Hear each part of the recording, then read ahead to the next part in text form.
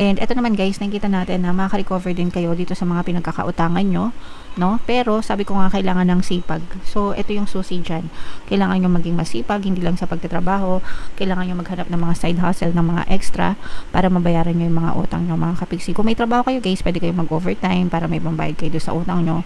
O kaya naman, hanap kayo ng ibang source of income na pwedeng pandagdag pambayad sa utang. Pero yung iba sa inyo guys, talaga priority nyo na makabayad ng utang, mga kapiksi. Okay? Pero ito guys, makaka-recover din kayo dyan.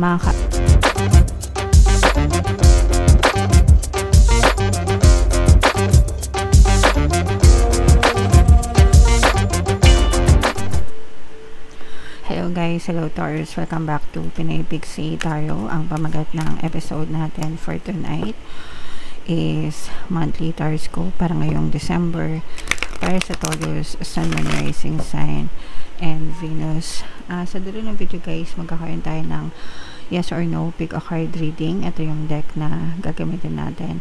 Pwede kayo guys magtanong ng isang tanong, answerable by yes or no, tapos titingnan natin yung sagot ng tarot sa inyo, mga kapiksi. So sa dulo ng video yan guys, kaya make sure na tapusin nyo yung video hanggang sa dulo, mga kapiksi.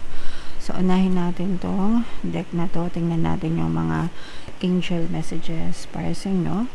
So meron tayong be assertive, meron tayong don't stop, at saka within the next few weeks, mga kapiksi. So isa-isahin natin guys. Be assertive, ibig sabihin nito guys, medyo mag-ano tayo, tawag dito, kumilos, medyo magkusa, magkusa, wag tayong asa-asa lang kay universe, mga kapiksi. It's okay na may trust tayo and may tiwala kay universe, of course, definitely. But kailangan umaksyon din tayo, kailangan kumilos din tayo. Huwag tayong antay ng opportunities. Kung pwede naman tayo mismo sa sarili natin gumawa ng opportunities para sa buhay natin guys. Yun yung ibig sabihin, okay? So yeah, medyo kilos lang tayo ng konti, guys. Huwag natin iasa lahat sa nasa taas. Kaya nga merong kasabihan na nasa Diyos ang awa, nasa tao ang gawa, diba? So yung awa, of course, that's the help from the universe, pero yung kilos, sa atin yun nakasalalay, mga kapiksi. And don't stop, no? Don't stop. Don't give up.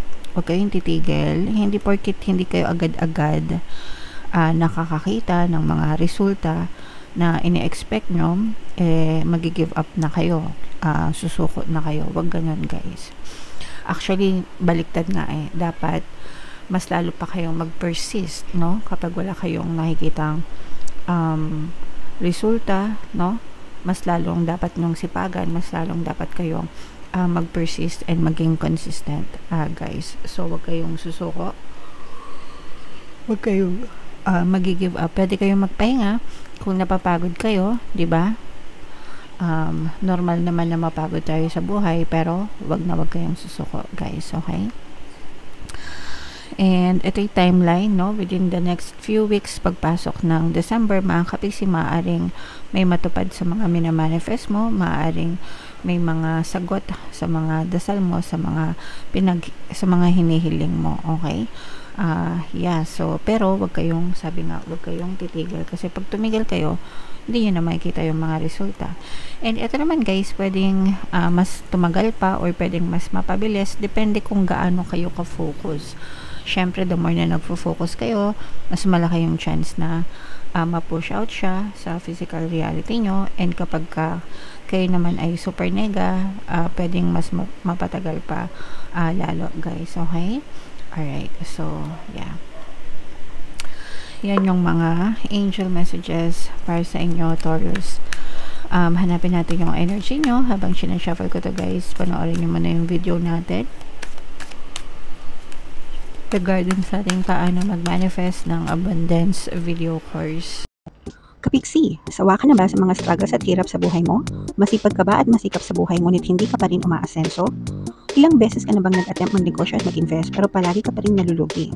Sa pagkakataon na ito ay maaaring may subconscious beliefs ka na nagiging balakid sa iyong pag-unlad at pagyaman.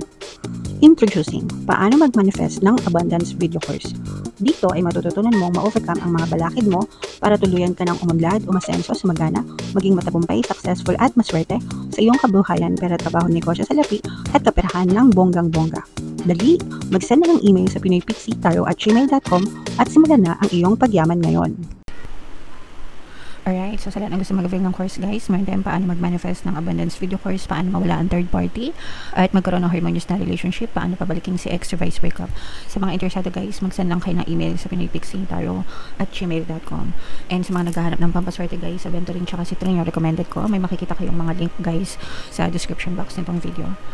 So, Taurus, kayo ay represent ng Queen of Pens. Latag natin yung spread nyo mga kapixie. By the way, no? Available na inyong 2026 Pico Card Kapalaran, guys. So, punta na lang kayo sa homepage natin. Nandun na yung hindi lang pala Pico Card, lahat pala ng zodiac signs, guys. So, hanapin nyo na lang sa homepage natin, mga kapixie. So, eto guys, this is both negative and positive. Yung negative na nakikita natin dito guys, parang meron kayong cycle na, especially pagdating sa pera guys, pera cycle ito, baka may mga utang kayo guys, no? For some of you, parang may mga utang kayo na hindi pa natatapos, tas parang yung iba medyo nalulubog, no? So medyo kailangan ayus-ayusin din natin yung money handling natin, yung finances natin. Baka kasi yung iba sa inyo medyo nai-stress kayo guys, kasi yung iba sa inyo parang although meron naman kayong source of income, pero yung iba maraming utang, marami lang talagang utang mga kapixie. So pwedeng sa mga 5, 6 ito guys, o kaya yung sa credit card, o kaya yung mga sa mga credit card kasi uso yung mga o kaya yung sa mga loan sa Shopee loan, di ba? S loan, mga ganun. So, I mean, okay lang naman. I mean, naintindihan ko naman kung yung mga loan or mga inuutang nyo is ginagamit talaga sa mga basic needs. Pero kung sa mga kapritsyo lang, guys, sa mga material na bagay na wala naman masyadong bearing sa buhay natin, medyo kailangan nyo spend wisely, guys, lalo na sa economic crisis ngayon, no? Kailangan medyo maging wise tayo sa paggastos, mga kapixie. Bayaran nyo muna lahat ng utang nyo bago kayo umutang ulit, or para mawala na yung mga utang nyo, no? So, and kailangan yung i-stretch, guys, yung inyong paggastos, yung inyong budget. Kung kulang yung sinusweldo nyo, kailangan nyo maghanap ng extra income, guys, side hustle. Sorry to say, pero kailangan nyo gawin yon para makabayad kayo sa mga utang nyo, mga kapixie. Kasi kung uutang lang din kayo para makabayad ng utang pa rin yon, guys. So, kailangan yung mag-stretch, kailangan yung humanap ng side hustle or racket, ibang mapagkakakitaan, o kaya magbenta ng mga gamit, ganyan, para mabayaran nyo yung mga utang ng mga kapixie. Okay? So, i-prioritize nyo. Hindi ito magre-resonate sa lahat, guys. But if in case naka-resonate kayo, mga kapixie, kailangan yung gumawa ng paraan para mabayaran nyo yung mga pinagkakautangan nyo. Otherwise, lolobo at lolobo yan. And lalo lang lalaki yung stress nyo, mga kapixie. Okay? On the positive side naman, ito naman, sa positive, una, sa love life, mga kapixie. Unahin ko na itong love life kasi for some of you, maaring magkaroon ng no specific person, no love connection sa inyo. Maaring may mag-confess ng kanilang nararamdaman sa inyo. For some of you naman, this can also be a reconciliation, especially kung LDR, no? Kung mga first time kayo na, yung iba guys parang masu-surprise kasi yung iba parang mga first time kayo na magkikita ng mga for the person nyo, lalo na kung LDR, parang susurpresahin kayo ngayong Pasko, ngayong bagong taon, ngayong holidays, no, para magkita kayo, mga kapixie. So masaya, mainit ang Pasko sa mga may karelasyon or sa mga naghahanap ng karelasyon, mga kapixie. Okay? And eto naman guys, nakikita natin na makaka-recover din kayo dito sa mga pinagkakautangan nyo. no? Pero sabi ko nga, kailangan ng sipag. So ito yung susi dyan. Kailangan nyo maging masipag, hindi lang sa pagtatrabaho. Kailangan nyo maghanap ng mga side hustle, ng mga extra para mabayaran nyo yung mga utang nyo, mga kapiksi. Kung may trabaho kayo guys, pwede kayo mag-overtime para may pambayad kayo doon sa utang nyo. O kaya naman hanap kayo ng ibang source of income na pwedeng pandagdag pambayad sa utang. Pero yung iba sa inyo guys, talaga priority nyo na makabayad ng utang, mga kapiksi, okay? Pero ito guys, makaka-recover din kayo dyan, ibig sabihin malalampasan nyo rin yan, mga kapiksi, pero kailangan nyo ng sipag at syaga, okay? So para lang yan dun sa mga kapiksi natin na ganun yung sitwasyon, kasi hindi naman kayo lahat may ganung sitwasyon, mga kapiksi, okay? Alright, so what else? Tingnan pa natin, mga kapiksi. So, dito naman guys, maaaring merong magbalik. Pero itong nagbabalik na to, mga kapiksi, this is someone who cheated on you in the past, guys, no? This is more on love, guys. Yung iba, merong no love connection. Ito naman yung iba sa inyo, merong magbabalik from your past na nag-cheat sa inyo, no? So, ibig sabihin, niloko kayo nitong person na to. Binetray kayo, nagsinungaling, nag-cheat, nanloko, traidor. In short, no, hindi na natin pagandahin, mga kapiksi, pero maaari itong makipag-reconcile sa inyo. Guys, ibig sabihin, maaaring makipagbate. Not sure if makipagbalikan. Pero ito guys, pero pwedeng makipagbalikan ito guys, kasi parang nagmamature na siya. Okay? So, ibig sabihin, pwedeng pinagsisihan nyo na yung mga kasalanan niya, and he or she is becoming a more matured person now, guys. Kaya he or she is owning yung mga mistakes din niya, parang inaako niya lahat ng mga kasalanan niya, and if ever man na makipag-reconcile to or makipagbalikan sa inyo, merong pangako na magbabago siya. Ang tanong is kung mapanindigan niya yung pangako niya. So, kayo na yung bahala dyan guys, kung gusto nyo tanggapin or hindi.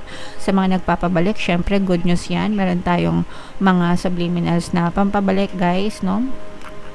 Kung gusto nyong bumalik sila, pakinggan nyo yung pampabalik sa pampabalik, para talagang bumalik sila, mga kapiksi. Or pwede rin kayo mag-avail ng course natin, paano pabalikin si ex revised breakup. So may success stories na rin tayo doon guys, okay? Alright, so comment down below if naka-resonate kayo sa reading nyo, mga kapiksi. Ito na yung ating yes or no pick a card reading guys. Suminga kayo ng malalim, tas itanong nyo sa isip nyo yung isang tanong na gusto nyong malaman for December. Answerable by yes or no. Tapos pumili kayo ng isang card guys. Ito yung card 1, ito yung card 2, ito yung card 3. Kung card 1 ang napili nyo, ang sagot sa tanong nyo ay no. Kung card 2 naman guys, ang sagot sa tanong nyo ay yes. And kung card 3 naman, ang sagot sa tanong nyo ay no, mga kapiksi. Okay? Alright, so comment down below if naka-resonate kayo guys. Ito yung ating 2026 kapalaran. Panoorin nyo na. Ito naman yung ating success stories ng paano mag-manifest ng abundance video course. Thank you for liking, sharing, and subscribing guys. See you next time. I love you all. Have a nice day. Bye-bye.